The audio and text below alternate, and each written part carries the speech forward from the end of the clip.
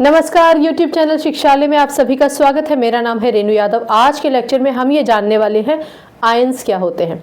Ions दो तरीके के होते हैं, एक कैटायन और एक एनायन। आज हम सिर्फ और सिर्फ कैटायंस की बात करने जा रहे हैं। आप बहुत ध्यान से सुनिए, छोटी छोटी बातें, छोटी छोटी बारीकियां, कुछ चीज़ें ऐसी हैं जो आप पढ़कर आए हैं, तो आप चाहे तो आगे बढ़ा दीजिए वीडियो या फिर आप धैर्य से सुनिए। धैर्य से सुनेंगे तो आपको चीज़ें ज़्यादा समझ में आएंगी। एक एलिमेंट की बात करते हैं जिसका एटॉमिक नंबर है 11। एलिमेंट का नाम है सोडियम। ठीक है, सोडियम का रिप्रेजेंटेशन Na से किया जाता है। ओके, Na का एटॉमिक नंबर 11 है। अब एटॉमिक नंबर 11 होने का क्या मतलब है? इसका मतलब इसके पास नंबर ऑफ प्रोटॉन 11 है। ठीक, आपको पता है कि जितने किसी भी एटम में प्रोटॉन्स होते हैं उतने ही इलेक्ट्रॉन्स भी होते हैं। यानी सोडियम के पास अगर 11 प्रोटॉन है तो इसके पास 11 ही इलेक्ट्रॉन्स भी होंगे। यहाँ एक छोटा सा पॉज लीजिए और याद कीजिए पुराने लेक्चर को। मैंने आपको बताया था कि किसी भी एटम का एटॉमिक नंबर उसके नंबर ऑफ प्रोटॉन के बराबर होता है, और उस समय ये भी कहा था कि किसी भी एटम का एटॉमिक नंबर उसके नंबर ऑफ इलेक्ट्रॉन्स के बराबर भी होता है, क्योंकि नंबर ऑफ प्रोटॉन और नंबर ऑफ इलेक्ट्रॉन्स हमेशा बराबर होते हैं। लेकिन अगर आपसे पूछा जाए कि फला किसी एलिमेंट का एटॉमिक नंबर क्या है, तो आप अक्सर इलेक्ट्रॉन्स कितने हैं उसके को कंसिडर करते हुए शायद एटॉमिक नंबर ना बोलें। उसका कारण भी बताया था कि कई बार किसी भी एलिमेंट को अपना इलेक्ट्रॉन देना पड़ सकता है या लेना पड़ सकता है या किसी और एलिमेंट के साथ शेयर करना पड़ सकता है। ठीक है, तो कई बार क्या होता है कि कुछ स्टूडेंट्स कंफ्यूज हो जाते हैं अभी इनिशियल स्टेज में ना, जब आपको पूरी कॉन्सेप्ट्स दिमाग में बैठे हुए नहीं है, आप सीख रहे हैं, तब आप कंफ्यूज हो जाते हैं। जब आप बड़े होते हैं तब आप ये जो मैं कह रही हूँ उसकी गहराई को बहुत अच्छे तरह से समझ सकेंगे। तो फिलहाल जो मैं कहना चाहती हूँ वो ये है कि एटॉमिक नंबर का मतलब होता है किसी भी एटम के पास कितने नंबर ऑफ प्रोटॉन होते हैं, कितने नंबर ऑफ इलेक्ट्रॉन्स होते हैं, उससे भी आप एटॉमिक नंबर का पता कर सकते हैं। बट जैसा कि मैंने कहा, किसी भी एटम को अपने इलेक्ट्रॉन देने पड़ सकते हैं। क्या है वो कहानी, आइए जानते हैं। देखिए, एटॉमिक नंबर 11, इसका मतलब न्यूक्लियस है। न्यूक्लियस में प्रोटॉन है और न्यूट्रॉन है। जाहिर सी बात है, प्रोटॉन है हमारे पास 11, न्यूट्रॉन कितने हैं उसकी अभी हम जिक्र नहीं करेंगे। तो अगर नंबर ऑफ इलेक्ट्रॉन्स 11 है तो सबसे पहले हमें इसका कॉन्फ़िगरेशन लिखना पड़ेगा। कॉन्फ़िगरेशन क्या होता है? कॉन्फ़िगरेशन का मतलब होता है distribution of electrons in the shells. देखिए, आप ये बात अब अच्छे तरीके से जानते हैं कि किसी भी एटम में कितने प्रोटॉन हैं वो न्यूक्लियस के अंदर ही रहते हैं, लेकिन जो इलेक्ट्रॉन्स हैं वो हमारे शेल्स में डिस्ट्रीब्यूटेड रहते हैं। तो कितने इलेक्ट्रॉन्स कौन से शेल में जाएंगे वो पता लगाने के लिए हमें किसी भी एटम का कॉन्फ़िगरेशन लिखना पड़ता है। कॉन्फ़िगरेशन मतलब distribution of electrons in different shells. चलिए, तो हमारे जो शेल्स हैं इनके नाम होते हैं। देखो, ये तो न्यूक्लियस है, तो न्यूक्लियस के बाद जो पहला शेल है वो K है, K, उसके बाद जो दूसरा शेल है वो L है, और जो तीसरा शेल है वो M है। इसके बाद अगर कोई शेल होगा तो N होगा। ऐसे आगे बढ़ते जाएंगे। एक और चीज़ मैं आपको ये बताने से पहले बताना चाहती हूँ, जो K शेल है उसको हम N=1 भी कह सकते हैं, जो L शेल है उसको N=2 कह सकते हैं, L को, और M को आप N=3 भी कह सकते हैं। यहाँ N का मतलब होता है कौन सा नंबर ऑफ शेल है, पहला शेल, दूसरा शेल, तीसरा शेल। समझ में आया? Otherwise K L M। ठीक, अब कॉन्फ़िगरेशन पे आ जाइए। ये सब कुछ बहुत इंपॉर्टेंट है। अगर आपने सोचा कि नहीं नहीं ये तो हमें आता है, नहीं नहीं, जो मैं बताना चाह रही हूँ उसी से आयंस कनेक्टेड है, तो प्लीज़ धैर्य से सुनिए। Configuration K L M। अब देखिए, एक नियम है कि K शेल में सिर्फ 2 इलेक्ट्रॉन्स आ सकते हैं, 2 से ज़्यादा नहीं आ सकते। L शेल में 8 इलेक्ट्रॉन ही आ सकते हैं, 8 से ज़्यादा नहीं आ सकते। M शेल में 18 इलेक्ट्रॉन्स आ सकते हैं मैक्सिमम। मिनिमम कितने आ सकते हैं? 8।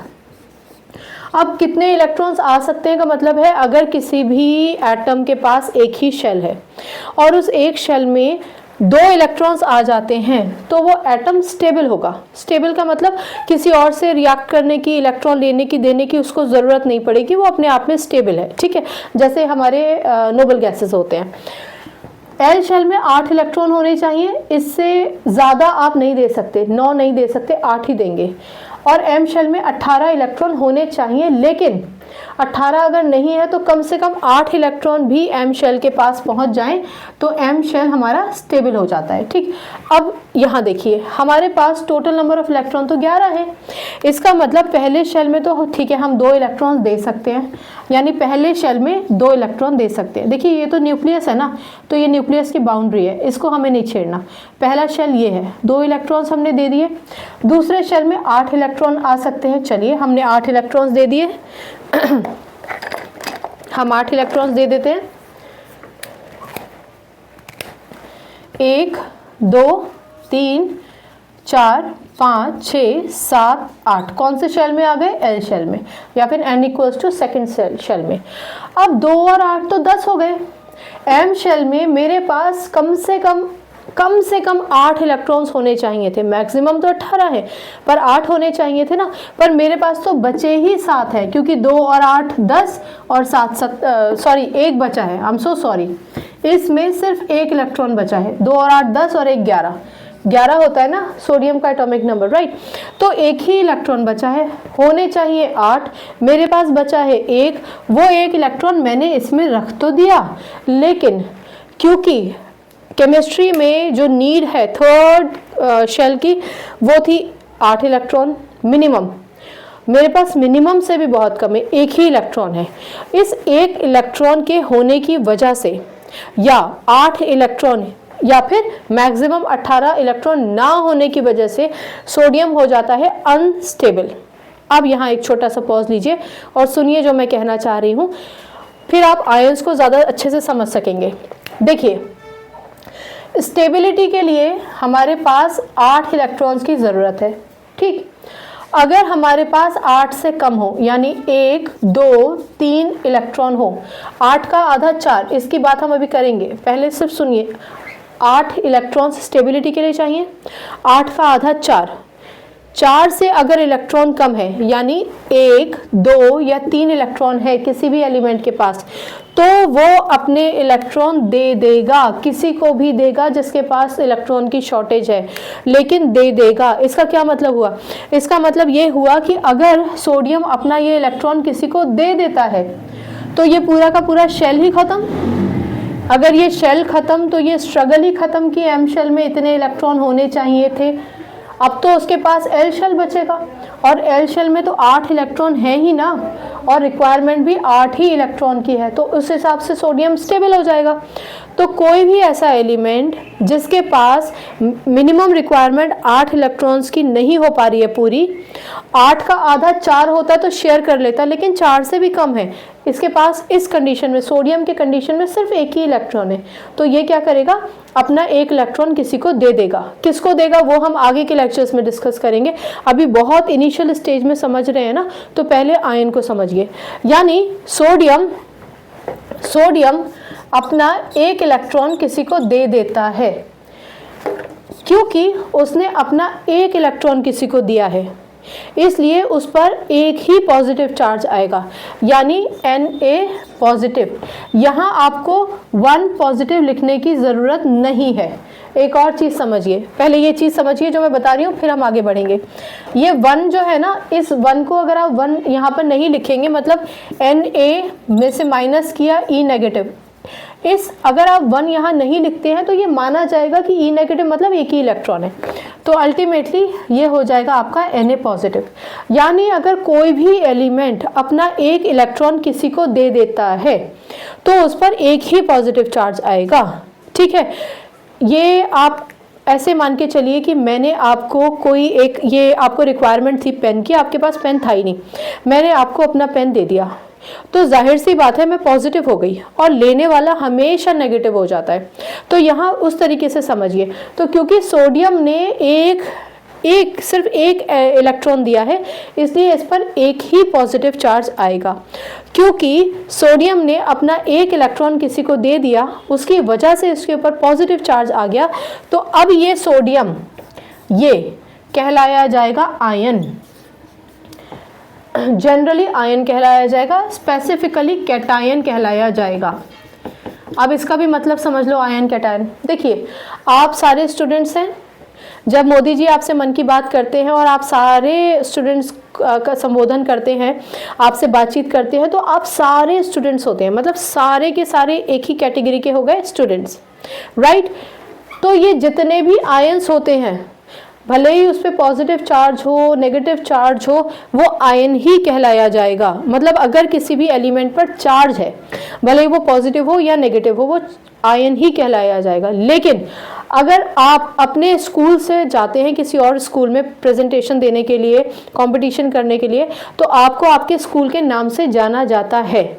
ऐसे ही अगर सोडियम, अगर आप उन आयंस की बात कर रहे हैं, सिर्फ सोडियम ही नहीं, हर उस आयन की बात कर रहे हैं जिस पे पॉजिटिव चार्ज लगा है, तो उसको आप कहेंगे कैटायन। ठीक है, इसको कैसे याद रखें, बहुत सिंपल है। देखिए ये होता है, इसको काट दीजिए, तो जो कट गया वो कैटायन हो गया। ये बात ना, ये जो कट गया और कैटायन हो गया, ये आगे आपके काम आएगी, आपको याद रहेगा। बच्चे कैटायन क्या है, एनायन क्या है, ये भूल जाते हैं, राइट। तो इस पूरे लेक्चर से आपने क्या सीखा? आपने सीखा कि अगर कोई भी एलिमेंट जिसके पास उसकी आउटर मोस्ट शेल, ये देखिए ये सोडियम की सबसे बाहर वाली शेल है ना, इसलिए ये हो जाती है हमारी outermost shell, outermost shell.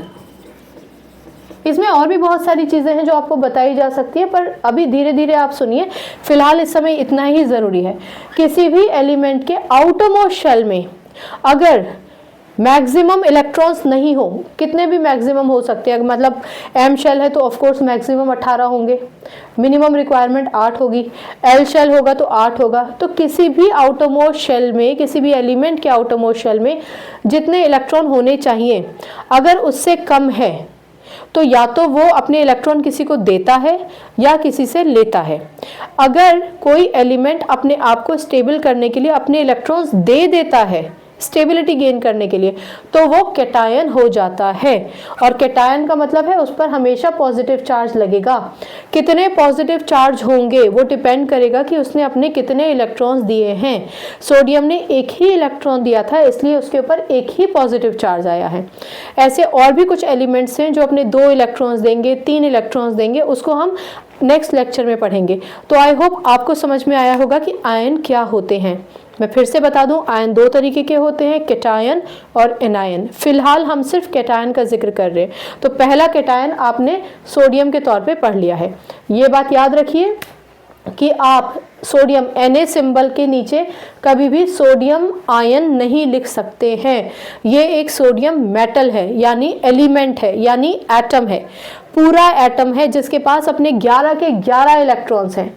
लेकिन जब इसने अपना इलेक्ट्रॉन दे दिया तो ये पॉजिटिव चार्ज इंडिकेट करता है कि इस सोडियम के एटम का एक इलेक्ट्रॉन जा चुका है, इसलिए ये आयन कहलाया जाएगा।